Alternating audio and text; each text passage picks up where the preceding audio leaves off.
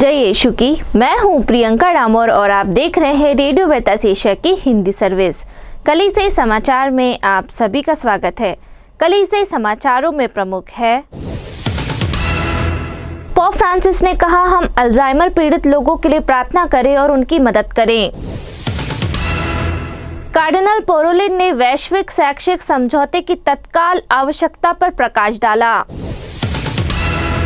युद्धग्रस्त Cameroon में church जलाया और पुरोहितों धर्म बहनों का अपहरण किया गया। म्यांमार हवाई हमले में 11 स्कूली बच्चों की मौत। महाधर्माध्यक्ष पेना ने नए राजदूतावास का उद्घाटन किया। श्रीलंका के बौद्ध भिक्षुओं ने मंदिरों और गिरजाघरों में द्वीप प्रज्वलित करने का आह्वान किया। असम में लिंचिंग के मामले में पास्टर गिरफ्तार। कर्नाटक के स्कूलों में दिसंबर से भगवत गीता पढ़ाएंगे। रेडियो वेरितास एशिया आपके लिए लेकर आए हैं आरवीए मोबाइल ऐप। आरवीए मोबाइल ऐप पर हमारे विभिन्न प्रकार के कार्यक्रमों का लाभ लें, हमसे जुड़े और एशियाई ईसाईयत की आवाज का हिस्सा बने। आज ही ऐप स्टोर एवं प्ले स्टोर से आरवीए मोबाइल ऐप डाउनलोड करें। अब जानते हैं समाचार विस्तार से।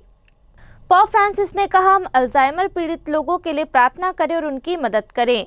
21 सितंबर को विश्व अल्जाइमर दिवस को याद करते हुए पोप फ्रांसिस ने बुधवार आम दर्शन समारोह के समापन पर अपने विचारों को इस बीमारी की ओर मोड़ा जो इतने सारे लोगों को प्रभावित करती है और अक्सर अपनी बीमारी के कारण रोगी समाज के हाशिए पर धकेल दिए जाते हैं।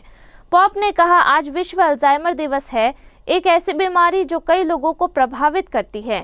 हम अल्जाइमर के रोगियों के लिए, उनके परिवारों के लिए, उनके लिए प्रार्थना करते हैं जो प्यार से उनकी देखभाल करते हैं ताकि उन्हें समर्थन और मदद मिल सके। कार्डिनल पोरोलिन ने वैश्विक शैक्षिक समझौते की तत्काल आवश्यकता पर प्रकाश डाला। वाटिकन सिटी राज्य सचिव कार्डिनल पिएट्रो पोरोलिन ने कोविड-19 महामारी के मद्देनजर वैश्विक शिक्षा में महत्वपूर्ण मुद्दों को संबोधित करने के लिए न्यूयॉर्क में आयोजित संयुक्त राष्ट्र शिक्षा में परिवर्तन संबंधी शिखर सम्मेलन में प्रतिभागियों को संबोधित किया और शिक्षा के लिए एक वैश्विक समझौते हेतु पोप फ्रांसिस के आह्वान को फिर से शुरू किया। शिक्षा के मौजूदा वैश्विक संकट के जवाब में संयुक्त राष्ट्र महासचिव एंटोनियो गुटेरेस द्वारा 16 से 19 सितंबर तक 3 दिवसीय शिक्षा में परिवर्तन संबंधी एक शिखर सम्मेलन का आयोजन किया गया। युद्धग्रस्त कैमरून में चर्च जलाया और पुरोहितों धर्म बहनों का अपहरण किया गया।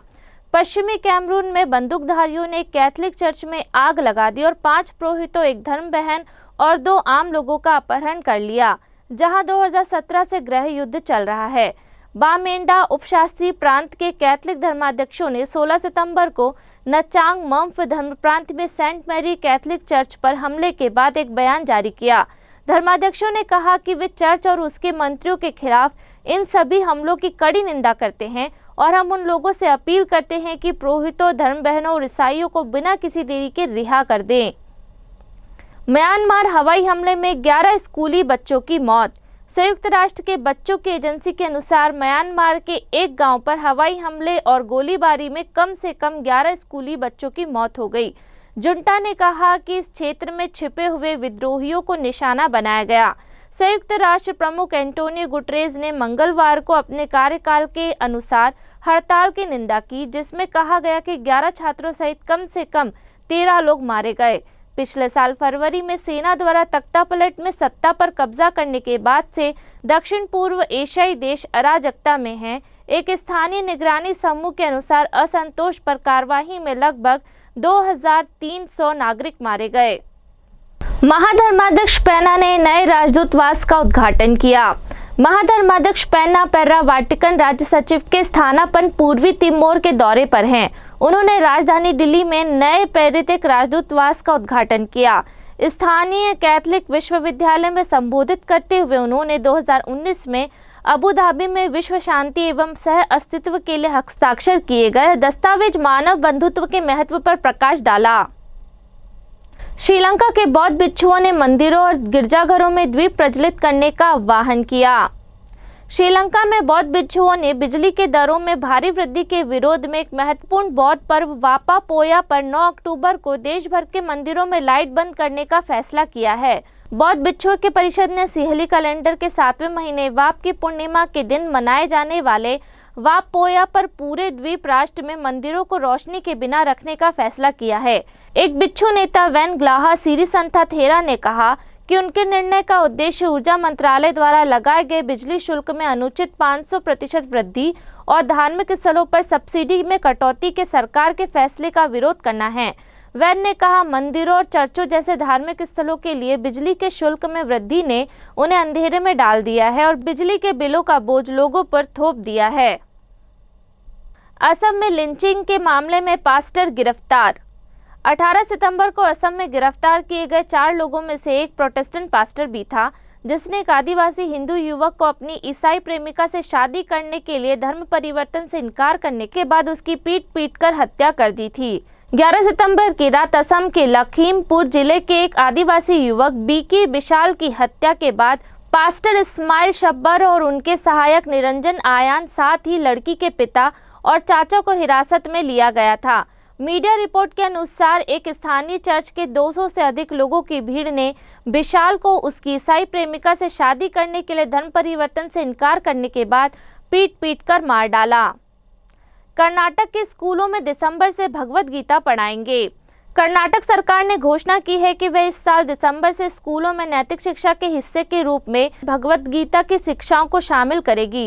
राज्य के प्राथमिक और माध्यमिक शिक्षा मंत्री BC नागेश ने कहा कि सरकार ने स्कूलों में गीता को एक अलग विषय के रूप में पेश करने के अपने पहले प्रस्ताव में संशोधन किया है और इसे नैतिक शिक्षा के हिस्से के रूप में पढ़ाने का फैसला किया है।